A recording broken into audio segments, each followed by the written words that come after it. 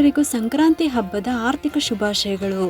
ಎಳ್ಳು ಬೆಲ್ಲ ತಿಂದ್ಬಿಟ್ಟು ಒಳ್ಳೆ ಮಾತಾಡಿ ಅಂತ ಕೇಳ್ಕೊಳ್ತಾ ಈ ವಿಡಿಯೋನ ಶುರು ಮಾಡ್ತಾ ಇದ್ದೀನಿ. ಇವತ್ತಿನ ವಿಡಿಯೋದಲ್ಲಿ ಮಕರ ಸಂಕ್ರಾಂತಿ ಹಬ್ಬವನ್ನು ಸರಳವಾಗಿ ಯಾವ ರೀತಿ ಮನೆಯಲ್ಲಿ ಪೂಜೆ ಮಾಡ್ಕೋಬೋದು ಅಂತ ತಿಳಿಸ್ತಾ ಇದ್ದೀನಿ. ಸೂರ್ಯನಿಗೆ ಅರ್ಘ್ಯವನ್ನು ಕೊಡುವಂಥ ವಿಧಾನ ಯಾವುದು, ಯಾವ ಮಂತ್ರವನ್ನು ಹೇಳ್ಕೋಬೇಕು, ಮತ್ತು ಈ ದಿನ ಅತಿ ಮುಖ್ಯವಾಗಿ ಯಾವ ವಸ್ತುಗಳನ್ನು ದಾನ ಕೊಡಬೇಕು, ಇನ್ನು ಮನೆಯಲ್ಲಿ ಯಾವ ರೀತಿ ಅಡುಗೆನ ಮಾಡಬೇಕು, ಯಾವ ನೈವೇದ್ಯ ಇಡಬೇಕು, ಇದೆಲ್ಲದರ ಬಗ್ಗೆ ಸಂಪೂರ್ಣವಾಗಿ ವಿವರವಾಗಿ ನಾನು ನಿಮಗೆ ತಿಳಿಸ್ತಾ ಇದ್ದೀನಿ. ನಮ್ಮ ಹಿಂದೂ ಧರ್ಮದಲ್ಲಿ ಪ್ರಮುಖವಾಗಿ ಆಚರಿಸುವಂಥ ಹಬ್ಬ ಅಂತ ಹೇಳ್ಬೋದು ಮಕರ ಸಂಕ್ರಾಂತಿ.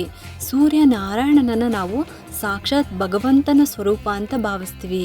ಇದನ್ನು ಸುಗ್ಗಿ ಹಬ್ಬ ಅಂತಲೂ ಕೂಡ ಕರಿತೀವಿ. ಆಂಧ್ರ ಪ್ರದೇಶದಲ್ಲಿ ಸಂಕ್ರಾಂತಿ ಅಂತ ಆಚರಣೆ ಮಾಡ್ತಾರೆ, ಮತ್ತು ತಮಿಳುನಾಡಿನಲ್ಲಿ ಪೊಂಗಲ್ ಅಂತ ಆಚರಣೆ ಮಾಡ್ತಾರೆ. ಇನ್ನು ಭಾರತದಲ್ಲಿ ಈ ಹಬ್ಬವನ್ನು ಮಕರ ಸಂಕ್ರಾಂತಿ ಅಂತ ಆಚರಣೆ ಮಾಡ್ತೀವಿ. ಈ ಒಂದು ಮಕರ ಸಂಕ್ರಾಂತಿಯ ದಿನ ಸೂರ್ಯನಾರಾಯಣ ತನ್ನ ಒಂದು ಪಥವನ್ನು ಬದಲಾಯಿಸ್ತಾನೆ. ಅಂದರೆ ಮಕರ ರಾಶಿಗೆ ಪ್ರವೇಶವನ್ನು ಮಾಡ್ತಾರೆ, ಧನು ರಾಶಿಯಿಂದ ಮಕರ ರಾಶಿಗೆ ಪ್ರವೇಶವನ್ನು ಮಾಡ್ತಾರೆ.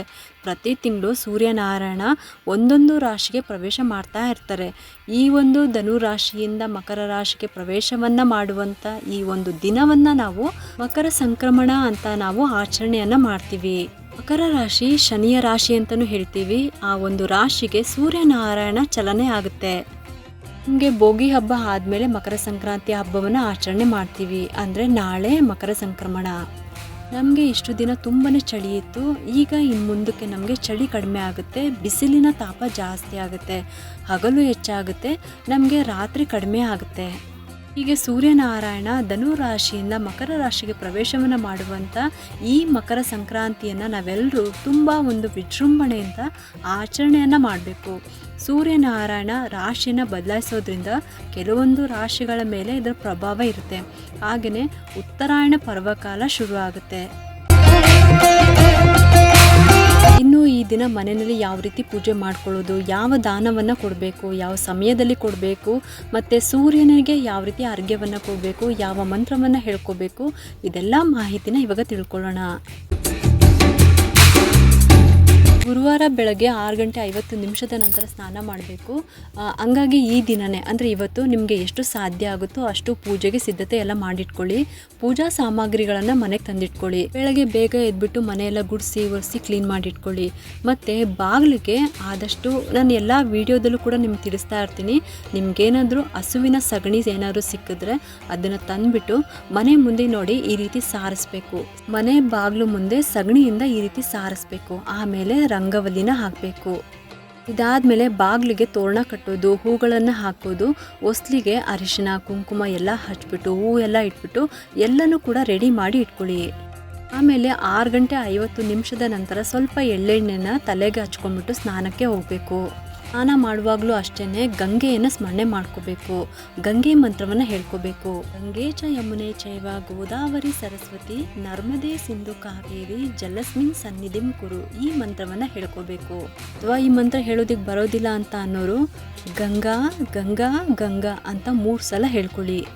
ಗ್ರಂಥಿಗೆ ಅಂಗಡಿನಲ್ಲಿ ಗಂಗಾಜಲ ಅಂತ ಸಿಗುತ್ತೆ, ಅದನ್ನು ತಂದಿಟ್ಕೊಂಡು ಸ್ನಾನದ ನೀರಿಗೆ ಸ್ವಲ್ಪ ಬೆರೆಸ್ಕೊಂಡು ಸ್ನಾನ ಮಾಡ್ಕೋಬೋದು. ಇಲ್ಲ ಅಂತ ಅಂದರೆ ದೇವಸ್ಥಾನದಲ್ಲಿ ತಂದಿರುವಂಥ ತೀರ್ಥಗಳು ಏನಾದರೂ ನಿಮ್ಮ ಮನೆಯಲ್ಲಿ ಇಟ್ಕೊಂಡಿದ್ರೆ ಅದನ್ನೇ ಬೆರೆಸ್ಕೊಂಡು ನೀವು ಸ್ನಾನವನ್ನು ಮಾಡ್ಕೋಬೋದು. ಇದು ತುಂಬಾ ಶ್ರೇಷ್ಠವಾದದ್ದು. ಯಾಕಂದರೆ ಉತ್ತರಾಯಣ ಮಹಾಪುಣ್ಯ ಕಾಲದಲ್ಲಿ ಈ ಸಮಯದಲ್ಲಿ ಗಂಗಾ ಸ್ನಾನ ತುಂಬಾ ಶ್ರೇಷ್ಠವಾದದ್ದು. ಅಥವಾ ದೇವಸ್ಥಾನಕ್ಕೆ ಹೋದಾಗ ಅಲ್ಲಿ ನದಿ ಸ್ನಾನ ಮಾಡೋದು ಕೂಡ ತುಂಬಾ ಶ್ರೇಷ್ಠ. ಆಗಲ್ಲ ಅಂತ ಅನ್ನೋರು ಈ ರೀತಿ ಕೂಡ ಮಾಡ್ಕೋಬೋದು. ಸ್ನಾನ ಆದಮೇಲೆ ಹೊಸ ಬಟ್ಟೆನ ಹಾಕೊಂಡು ನೀವು ನಿಮ್ಮ ಪೂಜೆ ತಯಾರಿನ ಮಾಡ್ಕೋಬೋದು. ಮೊದಲು ಸ್ಟವ್ನ ಚೆನ್ನಾಗಿ ಒರೆಸ್ಕೊಳ್ಳಿ. 4 ಮೂಲೆಗೂ ಕೂಡ ಅರಿಶಿನ ಕುಂಕುಮ ಹಚ್ಚಬೇಕು, ಹೂನ ಇಡಬೇಕು. ನಮಸ್ಕಾರ ಮಾಡಿಕೊಂಡು ಆಮೇಲೆ ನೀವು ಪೊಂಗಲ್ನ ಮಾಡೋದನ್ನು ಶುರು ಮಾಡ್ಕೋಬೋದು. ಸಿಹಿ ಪೊಂಗಲು, ಖಾರ ಪೊಂಗಲು ಮಾಡಿಕೊಂಡು ಕಡಲೆಕಾಯಿ, ಗೆಣಸು, ಅವರೆಕಾಯಿ ಇದೆಲ್ಲ ನೈವೇದ್ಯಕ್ಕೆ ಇಡಬೇಕು. ಇದೆಲ್ಲ ಗೊತ್ತಿರುತ್ತೆ. ಪ್ರತಿ ವರ್ಷ ನೀವು ಆಚರಣೆ ಮಾಡ್ತಾ ಇರ್ತೀರಾ, ಇದೆಲ್ಲ ಗೊತ್ತಿರುತ್ತೆ. ಅದರಲ್ಲೂ ಸಂಕ್ರಾಂತಿ ಹಬ್ಬದಲ್ಲಿ ಸೂರ್ಯನ ಪೂಜೆ ಮಾಡೋದ್ರಿಂದ ರವೆ ಪಾಯಸ ಅಥವಾ ಗೋಧಿ ಪಾಯಸನ ಮಾಡಬೇಕು. ಗುರುವಾರ ಗುರುಗಳ ತತ್ವ ಇರೋದ್ರಿಂದ ಕಡಲೆಕಾಳನ್ನು ಉಪಯೋಗಿಸ್ಕೋಬೇಕು. ಅದೇ ಪಾಯಸಕ್ಕೆ ಕಡಲೆ ಬೇಳೆನ ಉಪಯೋಗಿಸ್ಕೊಳ್ಳಿ. ಕಡಲೆ ಬೇಳೆ ಮತ್ತು ಗೋಧಿ ನುಚ್ಚನ್ನು ಅದನ್ನು ಹಾಕೊಂಡ್ಬಿಟ್ಟು ನೀವು ಪಾಯಸವನ್ನು ಮಾಡ್ಕೋಬೋದು. ಇದನ್ನು ನೀವು ಸೂರ್ಯ ದೇವನಿಗೆ ನೈವೇದ್ಯವಾಗಿ ಅರ್ಪಿಸ್ಬೇಕು. ನೀವು ಸ್ವಲ್ಪ ಸಿಹಿ ಪೊಂಗಲ್ಲು, ಖಾರ ಪೊಂಗಲ್ಲು ಮತ್ತು ರವೆ ಪಾಯಸ ಅಥವಾ ಗೋಧಿ ನುಚ್ಚಿನ ಪಾಯಸ, ಕಡಲೆಬೇಳೆ ಬೆರೆಸ್ಬಿಟ್ಟು ಮಾಡೋವಂಥದ್ದು ಇದಿಷ್ಟು ಕೂಡ ನೀವು ಮಾಡ್ಕೊಂಡು ಇಟ್ಕೊಳ್ಳಿ. ಮತ್ತು ಗೆಣಸು, ಕಡಲೆಕಾಯಿ, ಅವರೆಕಾಯಿ, ಕಬ್ಬು ಇದನ್ನು ಕೂಡ ಪೂಜೆಗೆ ಇಡಲೇಬೇಕು.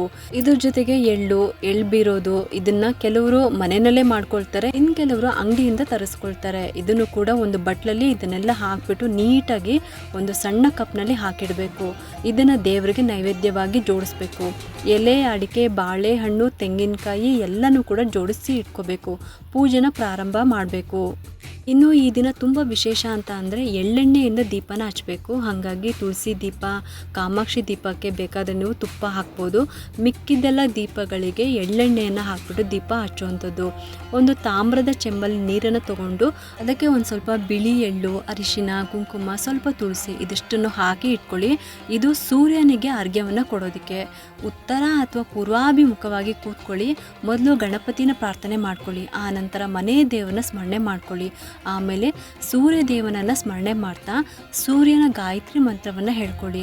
ಅದ್ರ ಜೊತೆಗೆ ಸೂರ್ಯನ ದ್ವಾದಶಿ ನಾಮಗಳು ಅಂದರೆ 11 ನಾಮಗಳನ್ನು ಹೇಳ್ಕೊಳ್ಳಿ. ಇದನ್ನು ಡಿಸ್ಕ್ರಿಪ್ಷನ್ ಬಾಕ್ಸ್ನಲ್ಲೂ ಕೂಡ ಕೊಟ್ಟಿರ್ತೀನಿ, ನೋಡಿಕೊಂಡು ನೀವು ಹೇಳ್ಕೊಬೋದು. ಇದಾದಮೇಲೆ ಇದಿಷ್ಟು ಹೇಳಿದಾದಮೇಲೆ ಮಂತ್ರ ಸ್ತೋತ್ರ ಪಠನೆ ಎಲ್ಲ ಆದಮೇಲೆ ನೈವೇದ್ಯವನ್ನು ಮಾಡಬೇಕು. ಆ ನಂತರ ಮಹಾಮಂಗಳಾರತಿಯನ್ನು ಮಾಡಿಬಿಟ್ಟು ಮನೆಯವ್ರಿಗೆ ಮತ್ತು ನೀವು ಎಲ್ಲರೂ ಕೂಡ ಆರತಿಯನ್ನು ತಗೋಬೇಕು.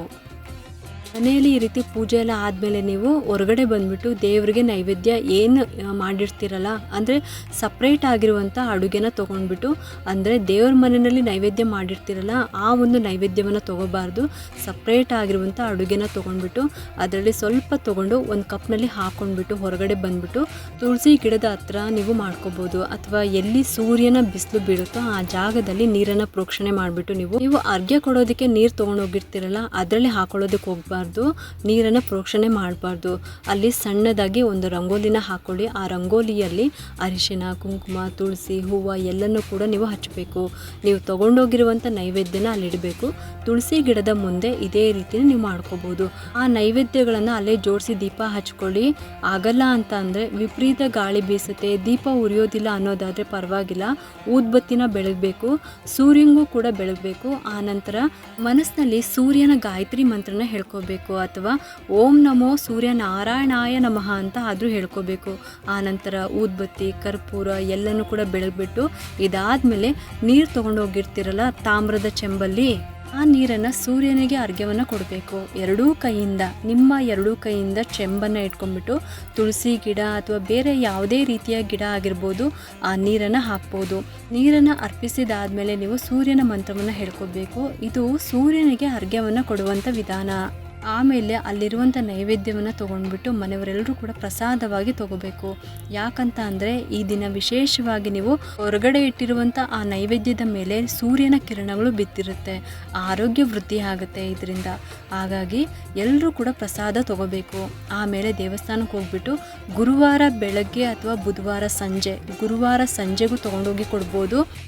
ಸಂಕ್ರಾಂತಿ ಹಬ್ಬದಲ್ಲಿ ಈ ಒಂದು ದಾನ ಮಾಡೋದ್ರಿಂದ ತುಂಬಾ ಶ್ರೇಷ್ಠವಾದದ್ದು. ಅದು ಯಾವುದು ಅಂತಂದರೆ ಸಿಹಿ ಕುಂಬಳಕಾಯಿ ಮತ್ತು ಕಲ್ಲುಪ್ಪು. ಕುಂಬಳಕಾಯಿನ ನೀವು ಮನೆಗೆ ತಂದಾಗ ಸೀದಾ ಮನೆ ಒಳಗಡೆ ತರಬಾರ್ದು, ಹೊರಗಡೆನೇ ಇಡಬೇಕು. ಬೆಳಗ್ಗೆ ದೇವಸ್ಥಾನಕ್ಕೆ ಹೋಗುವಾಗ ಹಾಗೆ ತೊಗೊಂಡೋಗ್ಬೇಕು. ಅಥವಾ ಮನೆಗೆ ಅಡುಗೆ ಮಾಡೋದಕ್ಕೆ ಅಂತ ನೀವೇನಾದ್ರು ತೊಗೊಂಬಂದರೆ ಅಲ್ಲೇ ಕಟ್ ಮಾಡಿಸ್ಕೊಂಡು ತೊಗೊಂಡು ಬರಬೇಕು. ಇದನ್ನು ನೆನ್ಪಿಟ್ಕೊಳ್ಳಿ. ದಾನ ಕೊಡುವಾಗ ಪೂರ್ತಿ ಕುಂಬಳಕಾಯಿ ಕೊಡಬೇಕು. ನೀವು ಅಡುಗೆ ಮಾಡೋದಕ್ಕೆ ತರ್ತೀರಾ ಅಂತ ಅಂದಾಗ ಅಲ್ಲೇ ಕಟ್ ಮಾಡಿಸ್ಕೊಂಡು ತರಬೇಕಾಗುತ್ತೆ. ತಾಂಬೂಲ ಮತ್ತು ದಕ್ಷಿಣೆ ಸಮೇತವಾಗಿ 11 ರೂಪಾಯಿ, 51 ರೂಪಾಯಿ, 101 ರೂಪಾಯಿ, ಎಲೆ, ಅಡಿಕೆ, ಬಾಳೆಹಣ್ಣು ದಕ್ಷಿಣೆ ಸಮೇತವಾಗಿ ಈ ಕುಂಬಳಕಾಯಿ ಮತ್ತು ಕಲ್ಲುಪ್ಪನ್ನು ದೇವಸ್ಥಾನಕ್ಕೆ ತೊಗೊಂಡೋಗಿ ಕೊಡಬೇಕು. ಈ ಒಂದು ದಾನವನ್ನು ಶಿವ ಅಥವಾ ವಿಷ್ಣುವಿನ ದೇವಸ್ಥಾನಕ್ಕೆ ಮಾತ್ರ ತೊಗೊಂಡೋಗಿ ಕೊಡಬೇಕು. ಇದನ್ನು ನೆನ್ಪಿಟ್ಕೊಳ್ಳಿ.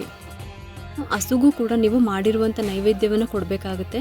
ನೆನೆಸಿದ ಕಡಲೆಕಾಳು ಇದಕ್ಕೆ ಬೆಲ್ಲ ಸೇರಿಸ್ಬಿಟ್ಟು ಹಸುಗೆ ಕೊಡಬೇಕು. ಅಥವಾ ಅವರೆಕಾಯಿ, ಕಬ್ಬು ಇದೆಲ್ಲ ಕೂಡ ಸ್ವಲ್ಪ ಸ್ವಲ್ಪ ಕೊಡಿ. ನೀವೇನು ಆ ದಿನ ಹಬ್ಬದ ಅಡುಗೆ ಮಾಡಿರ್ತೀರೋ ಅದನ್ನು ಸ್ವಲ್ಪ ಸ್ವಲ್ಪ ದೇವ್ರಿಗೆ ಹೇಗೆ ನೈವೇದ್ಯ ಇಟ್ಟಿರ್ತೀರೋ ಅದೇ ರೀತಿ ಸ್ವಲ್ಪ ಸ್ವಲ್ಪ ನೀವು ಹಸುಗೆ ತೊಗೊಂಡೋಗಿ ಕೊಡಬೇಕು. ಆಮೇಲೆ ನೀವು ಮನೆಗೆ ಬರ್ಬೋದು. ಈ ದಿನ ಗೋಪೂಜೆ ಕೂಡ ಅತಿ ಮುಖ್ಯವಾದದ್ದು. ಇದರಿಂದ ಪಿತೃದೋಷ ನಿವಾರಣೆ ಆಗುತ್ತೆ. ದೋಷಗಳನ್ನು ನಿವಾರಣೆ ಮಾಡ್ಕೊಳ್ಳೋದಕ್ಕೆ, ಒಂದು ನೆಗೆಟಿವಿಟಿ ಅನ್ನೋದನ್ನು ಹೊರಗಡೆ ಹಾಕೋದಕ್ಕೆ ವರ್ಷದ ಪ್ರಾರಂಭದಲ್ಲೇ ಮಕರ ಸಂಕ್ರಾಂತಿಯನ್ನು ಆಚರಣೆ ಮಾಡ್ತೀವಿ. ಹಾಗೆ ದಾನವನ್ನು ಕೊಡೋದ್ರಿಂದ, ಸ್ನಾನ ಮಾಡೋದ್ರಿಂದ, ಅಂದರೆ ಮಹಾಪುಣ್ಯ ಕಾಲದಲ್ಲಿ ಸ್ನಾನ ಮಾಡೋದ್ರಿಂದ ಕೂಡ ನಮ್ಮ ಪಾಪ ಕರ್ಮಗಳೆಲ್ಲ ಕಳ್ಕೊಂಡು ಪುಣ್ಯದ ಫಲವನ್ನು ಹೆಚ್ಚಾಗಿ ಪಡ್ಕೊಳ್ಳುವಂಥ ಒಂದು ಅವಕಾಶ. ಇವಾಗ ಏನೆಲ್ಲ ಸಿದ್ಧತೆ ಮಾಡ್ಕೋಬೇಕು ಅಂತ ನಿಮಗೆ ಹೇಳ್ತೀನಿ. ಒಂದು ದಿನ ಮೊದಲೇ ಇದನ್ನೆಲ್ಲ ತಂದಿಟ್ಕೋಬೇಕಾಗುತ್ತೆ. ಎಳ್ಳು, ಬೆಲ್ಲ, ಕಬ್ಬು, ಕಡಲೆಕಾಯಿ, ಅವರೆಕಾಯಿ, ಪೂಜೆಗೆ ಬೇಕಾಗಿರುವಂಥ ಹೂವು, ಬಾಳೆಹಣ್ಣು, ತೆಂಗಿನಕಾಯಿ, ಎಲೆ, ಅಡಿಕೆ ಮತ್ತು ತುಪ್ಪದ ಬತ್ತಿಗಳು, ದೀಪ ಹಚ್ಚೋದಕ್ಕೆ ತುಪ್ಪ. ಇನ್ನು ಈ ದಿನ ವಿಶೇಷವಾಗಿ ಎಳ್ಳೆಣ್ಣೆಯಿಂದ ಮನೆಯಲ್ಲಿ ದೀಪ ಹಚ್ಚುವಂಥದ್ದು. ಹಾಗಾಗಿ ಎಳ್ಳೆಣ್ಣೆ ಕೂಡ ಇವತ್ತೇ ತಂದಿಟ್ಕೊಳ್ಳಿ. ದೇವಸ್ಥಾನಕ್ಕೆ ನೀವು ದಾನ ಕೊಡುವಾಗ ಎಳ್ಳು, ಬೆಲ್ಲ ಅಥವಾ ಎಳ್ಳೆಣ್ಣೆ ಕೂಡ ದಾನ ಕೊಡ್ಬೋದು. ಅದ್ರ ಜೊತೆಗೆ ಕುಂಬಳಕಾಯಿ, ಉಪ್ಪು, ಸಿಹಿ ಕುಂಬಳಕಾಯಿ ಮತ್ತು ಕಲ್ಲುಪ್ಪು ಇದನ್ನು ಕೂಡ ನೀವು ದಾನ ಕೊಡ್ಬೋದು. ಈ ಥರ ನಾವು ದೇವಸ್ಥಾನಕ್ಕೆ ಕೊಟ್ಟರೆ ಅವರು ತೊಗೊಳ್ಳೋದಿಲ್ಲ ಅಂತ ಅಂದರೆ ಕೆಲವರು ತೊಗೊಳ್ಳೋದಿಲ್ಲ. ಅದಕ್ಕೆ ನೀವು ಒಂದು ಕಡೆ ದೇವಸ್ಥಾನದಲ್ಲೇ ಇಟ್ಬಿಟ್ಟು ಬರ್ಬೋದು. ಯಾವ ದೇವಸ್ಥಾನಕ್ಕೆ ಕೊಡ್ಬೋದು ಅಂತ ಅಂದರೆ ಶಿವನ ದೇವಸ್ಥಾನದಲ್ಲೇ ಹೋಗಿ ಕೊಡಬೇಕು, ಅಥವಾ ವಿಷ್ಣುವಿನ ದೇವಸ್ಥಾನದಲ್ಲಾದರೂ ಕೊಡ್ಬೋದು. ಈ ದೇವಸ್ಥಾನಗಳು ಬಿಟ್ಟರೆ ಬೇರೆ ಕಡೆ ತೊಗೊಳ್ಳೋದಿಲ್ಲ. ಹಾಗಾಗಿ ಶಿವ ಅಥವಾ ವಿಷ್ಣುವಿನ ದೇವಸ್ಥಾನದಲ್ಲೇ ಇದನ್ನು ಕೊಡ್ಬೋದು. ಈ ವಸ್ತುವನ್ನು ಈ ದಿನ ಕೊಡೋದ್ರಿಂದ ಜಾತಕದಲ್ಲಿ ಅಥವಾ ಮನೆಯಲ್ಲಿ ಯಾರಿಗೇ ಆಗಿರ್ಬೋದು ಅಪಮೃತ್ಯು ದೋಷ ಏನಾದರೂ ಇದ್ದರೆ ನಿವಾರಣೆ ಆಗುತ್ತೆ. ನೀವು ಎಷ್ಟು ವರ್ಷ ಬೇಕಾದರೂ ಕೊಡ್ಬೋದು. 1 ವರ್ಷ, 3 ವರ್ಷ, 5 ವರ್ಷ, ಪ್ರತಿ ವರ್ಷ ಕೂಡ ಕೊಡ್ಬೋದು. ಕುಂಬಳಕಾಯಿ ಮತ್ತು ಕಲ್ಲುಪ್ಪಿನ ಪ್ಯಾಕೆಟು, ಅದ್ರ ಜೊತೆಗೆ ಎಲೆ, ಅಡಿಕೆ, ಬಾಳೆಹಣ್ಣು, ದಕ್ಷಿಣೆ ಇದನ್ನು ಸೇರಿಸ್ಕೊಂಡು ಅದನ್ನು ನೀವು ದೇವಸ್ಥಾನಕ್ಕೆ ತೊಗೊಂಡೋಗಿ ಅಲ್ಲಿರುವಂಥ ಅರ್ಚಕರಿಗೆ ಕೊಡಬೇಕು. ಅವರೇನಾದರೂ ಅವ್ರ ಕೈಯಾರೆ ತೊಗೊಂಡಿಲ್ಲ ಅಂತ ಅಂದರೆ ಒಂದು ಮೂಲೆಯಲ್ಲಿ ಇಟ್ಬಿಟ್ಟು ಬಂದರೂ ಕೂಡ ಪರವಾಗಿಲ್ಲ, ಒಳ್ಳೆಯದೇ. ಕೆಲವರು ತೊಗೊಳ್ತಾರೆ, ಕೆಲವರು ತೊಗೊಳ್ಳೋದಿಲ್ಲ. ಹಾಗಾಗಿ ಸಾಧ್ಯವಾದವರು ಕುಂಬಳಕಾಯಿ ಮತ್ತು ಕಲ್ಲುಪ್ಪನ್ನು ದಾನ ಮಾಡಿ. ಇದರಿಂದ ಅಪಮೃತ್ಯು ನಿವಾರಣೆ ಆಗುತ್ತೆ. ಕಲ್ಲುಪ್ಪನ್ನು ದಾನ ಮಾಡೋದ್ರಿಂದ ಋಣಬಾಧೆಗಳು ನಿವಾರಣೆ ಆಗುತ್ತೆ. ಹಂಗಾಗಿ ಈ ಎರಡೂ ವಸ್ತುಗಳನ್ನು ಸಂಕ್ರಾಂತಿ ಹಬ್ಬದ ದಿನ ನೀವು ದಾನ ಕೊಡೋದು ತುಂಬ ಶ್ರೇಷ್ಠವಾದದ್ದು. ಇನ್ನು ಇದ್ರ ಜೊತೆಗೆ ಯಾರಿಗೆ ಅವಶ್ಯಕತೆ ಇದೆಯೋ ಅಂಥವ್ರಿಗೆ ಹಬ್ಬದ ಸಾಮಗ್ರಿಗಳನ್ನು ದಾನ ಕೊಡಿ. ಈ ಪದಾರ್ಥಗಳನ್ನು ದಾನ ಕೊಡಿ. ಅಂದರೆ ಎಳ್ಳು, ಬೆಲ್ಲ, ಹಬ್ಬಕ್ಕೆ ಉಪಯೋಗಿಸೋವಂಥ ಕಡಲೆಕಾಯಿ, ಅವರೆಕಾಯಿ, ಕಬ್ಬು, ಗೆಣಸು, ಪೂಜೆಗೆ ಹೂವು, ಬಾಳೆಹಣ್ಣು, ತೆಂಗಿನಕಾಯಿ, ಈ ರೀತಿ ಯಥಾಶಕ್ತಿ ನಿಮ್ಮ ಕೈಯಲ್ಲಿ ಏನಾಗುತ್ತೋ ಅದನ್ನು ಒಂದು ಸ್ವಲ್ಪ ಸ್ವಲ್ಪ ಆದರೂ ನೀವು ಕೊಡ್ಬೋದು. ಒಂದು ಕವರ್ನಲ್ಲಿ ನೀಟಾಗಿ ಪ್ಯಾಕ್ ಮಾಡಿ ನೀವು ಒಬ್ರಿಗೆ ಕೊಟ್ಟರು ಪರವಾಗಿಲ್ಲ. ತುಂಬ ತೊಗೊಂಡೋಗ್ಬಿಟ್ಟು ತುಂಬ ಜನಕ್ಕೆ ಕೊಡಬೇಕು ಅಂತ ಏನೂ ಇಲ್ಲ. ಒಬ್ರಿಗಾದ್ರೂ ಕೊಟ್ಟರು ಕೂಡ ನೀವು ಸಾಕು. ತುಂಬಾ ಒಳ್ಳೆಯ ಫಲಗಳೇ ನಿಮಗೆ ಸಿಗುತ್ತೆ. ನಿಮ್ಮ ಮನೆ ಅಕ್ಕಪಕ್ಕದಲ್ಲಿ ನೀವು ನೋಡ್ತಾ ಇರ್ತೀರ, ಪ್ರತಿದಿನ ನೋಡ್ತಾ ಇರ್ತೀರ. ಯಾರಿಗೆ ತುಂಬಾ ಅವಶ್ಯಕತೆ ಇದೆ ಅನ್ನೋದು ನಿಮ್ಗೆ ಗೊತ್ತಿರುತ್ತೆ. ಅಂಥವ್ರಿಗೆ ಇದನ್ನೆಲ್ಲ ಒಂದು ದಿನ ಮುಂಚೆನೇ ನೀವು ತೊಗೊಂಡೋಗಿ ಕೊಡಿ. ಇದಿಷ್ಟು ಕೂಡ ದಾನ ಕೊಡುವಂಥ ವಿಧಾನ. ಇಷ್ಟು ಕೂಡ ಸಂಕ್ರಾಂತಿ ಹಬ್ಬವನ್ನು ಮನೆಯಲ್ಲಿ ಯಾವ ರೀತಿ ಸರಳವಾಗಿ ಪೂಜೆ ಮಾಡ್ಕೋಬೋದು, ಈ ದಿನ ಯಾವೆಲ್ಲ ದಾನವನ್ನು ಕೊಡಬೇಕು, ಯಾವ ಸಮಯದಲ್ಲಿ ಕೊಡಬೇಕು, ಯಾವ ದೇವಸ್ಥಾನಕ್ಕೆ ಕೊಡಬೇಕು ಎಲ್ಲನೂ ಕೂಡ ವಿವರವಾಗಿ ತಿಳಿಸ್ಕೊಟ್ಟಿದ್ದೀನಿ. ಈ ಒಂದು ಉಪಯುಕ್ತ ಮಾಹಿತಿ ನಿಮ್ಗೆ ಇಷ್ಟ ಆಗಿದೆ ಅಂತ ಅಂದರೆ ಒಂದು ಲೈಕ್ ಮಾಡಿ, ಶೇರ್ ಮಾಡಿ ಮತ್ತು ಸಬ್ಸ್ಕ್ರೈಬ್ ಮಾಡಲು ಮರಿಬೇಡಿ. ಯಾಕಂದರೆ ನೀವು ಮಾಡೋ ಒಂದು ಸಬ್ಸ್ಕ್ರೈಬಿಂದ ನಮ್ಮಂತಹ ಸಣ್ಣ ಸಣ್ಣ ಚಾನಲ್ಸ್ಗೆ ಒಂದು ಸಪೋರ್ಟ್ ಮಾಡ್ದಂಗೆ ಆಗುತ್ತೆ. ಮತ್ತೆ ಸಿಗ್ತೀನಿ ಮುಂದಿನ ಹೊಸ ವಿಡಿಯೋದೊಂದಿಗೆ ಅಂತ ಹೇಳ್ತಾ ಈ ವಿಡಿಯೋನ ಮುಗಿಸ್ತಾ ಇದ್ದೀನಿ. ಸರ್ವೇ ಜನ ಸುಖಿನೋ ಭವಂತು.